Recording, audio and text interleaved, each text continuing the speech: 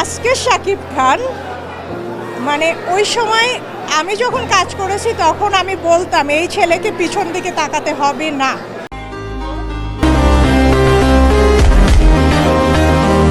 ও বাবারে বাবা, এটা কি হলো? এবার শাকিব খানকে দেখা গেল ইন্ডিয়াতে। এই ফুটেজে দেখা যাচ্ছে হেলিকপ্টার থেকে শাকিব খান নামছেন। আর এই ইন্ডিয়া কিসের জন্য আসা হলো মেগা স্টার শাকিব খানের, সেটা এবার জানার পালা। শোনা যাচ্ছে নতুন কোন মুভির প্রস্তুতি নিয়ে এবার আসা হলো। এটা কোন স্টাইলের মুভি হতে পারে আর কত বাজেটের মুভি হতে পারে সেটাই এবার জানা। শাকিব খান যেভাবে ইন্ডিয়াতে পা রেখেছে, আমি মনে করি এটা বড় একটা বাজেটের মুভি হতে পারে, যেখানে সাকিবিয়ান দর্শকদেরা যেভাবে শাকিব খানকে মিডিয়াতে তুলে ধরছে তা অবিশ্বাস্য। শোনা যাচ্ছে বলিউডের মুভিকেও হার মানিয়ে দিবে এই শাকিব খানের নতুন মুভি। বড় পর্দায় শাকিব খানকে যেভাবে দেখা যাবে সেটাই হবে দুর্দান্ত।